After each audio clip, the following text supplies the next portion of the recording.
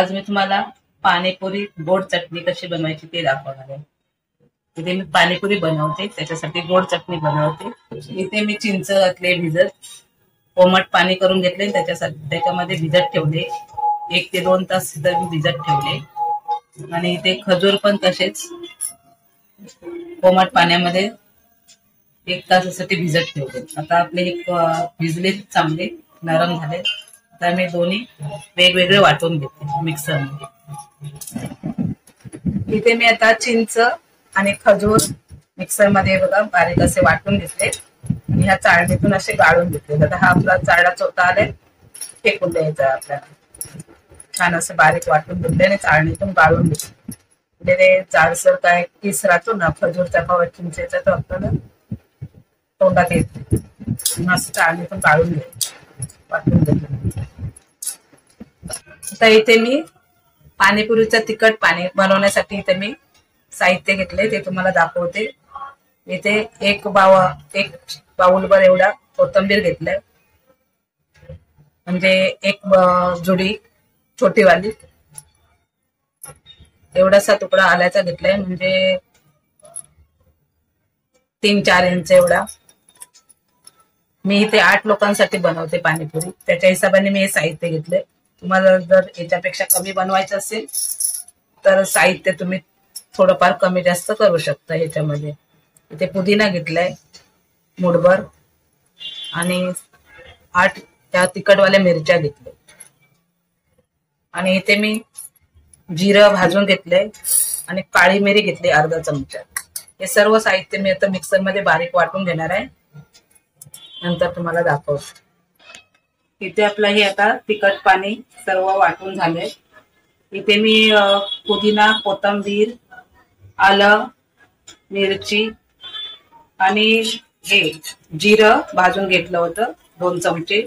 आपले कांदे पोहे खात होते चमचे 2 भाजून घेतलेलं जिरं, अर्धा चमचा काळी मिरी आणि थोडीशी चिंच, असं हे घालून सर्व मिश्रण मी वाटून घेतलं, गाळून घेतलंय चाळणीमधून। आता ह्याच्यामध्ये आपण पाणीपुरी मसाला टाकूया 2 चमचे। पाणीपुरी मसाला तो मी 2 चमचे टाकते। ते एक जलजिऱ्याचं पॅकेट घेतले, ते एक टाकते पूर्ण। काळं मीठ टाकते 2 चमचे।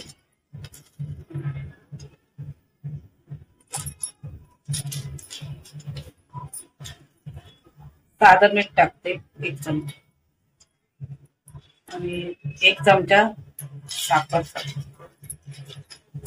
आवडत असेल नाही टाकली तरी चालेल। आणि अर्ध्या लिंबाचा रस टाकते।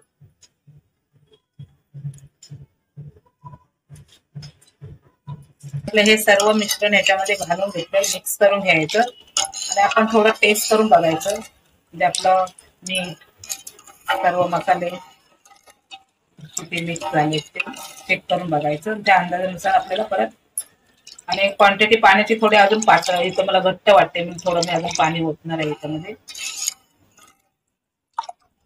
आपण मीठ मसाले आपले टाकले ते लागले तर चेक करून बघूया, आणि नंतर आपण पाण्याचं प्रमाण वाढवायचं। वापर केलाय, इथे मी 2 लिटर पाणी ओतलंय। आपलं जेवढं मी साहित्य दाखवलं होतं त्याच्यामध्ये मी इथे 2 लिटर पाणी ओतलं। आणि आता पाणी आपलं हे परफेक्ट तयार झालेलं आहे। आता आपण हे साईडला ठेवूया आणि ह्याच्यामध्ये आता गोड चटणीचं आपण बघूया। तर इथे मी हे जे चिंच आणि खजूर बारीक करून ठेवले होते ना मिक्सर मध्ये, त्याच्यामध्ये आता मी 1 चमचा आपली लाल मिरची पावडर टाकून घेते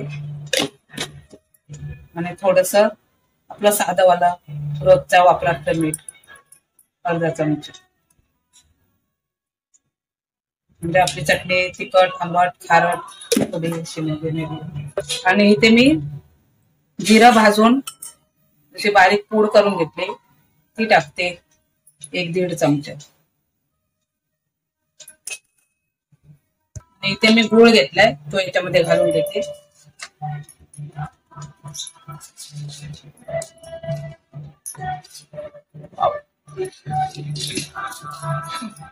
त्याला आता छान असं उकळवून घेऊया, आपला गूळ विरघळेपर्यंत आणि ह्याला चटणीला आपल्या चकाकी येईपर्यंत चला शिजवून घ्यायचं आहे आपल्याला.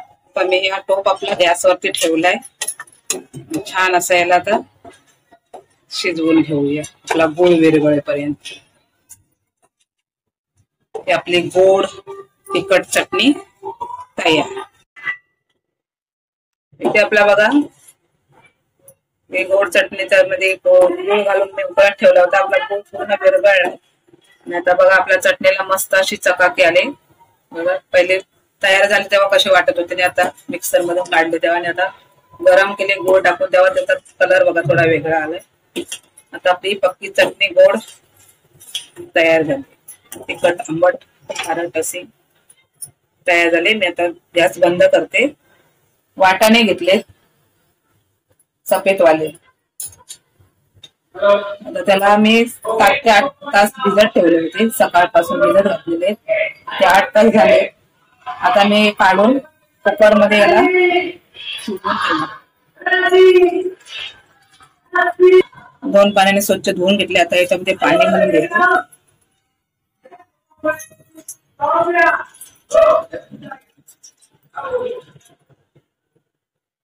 ते अर्धा किलो वाटाणे घेतले मी 500 ग्राम. त्यामध्ये मी आता पाणी घातले. तर याच्यामध्ये आपण आता चवीपुरतं आपलं मीठ टाकायचं. मी इथे 2 चमचे मीठ टाकून घेते. त्याच्यामध्ये सोडा वगैरे काहीच वापरायचं नाही, फक्त मीठ आणि हळद.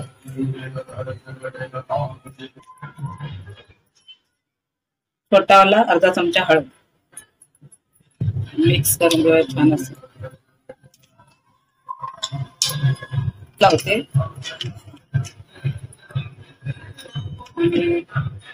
3 ते 4 शिट्ट्या याला आपण छान असे काढून घ्यायचे. इथे मी 4 शिट्ट्या काढून घेणार आहे. तुमचा जसा कुकर असेल त्याप्रमाणे तुम्ही 3 तर काढल्याच पाहिजे, पण इथे मी छोटा कुकर असल्यामुळे 4 शिट्ट्या करून घेणार. इथे आपली भाजी कुकर मध्ये शिजत ठेवली होती. 4 शिट्ट्या देऊन मी शिजवून घेतली. आता याला मॅश करून घेतली.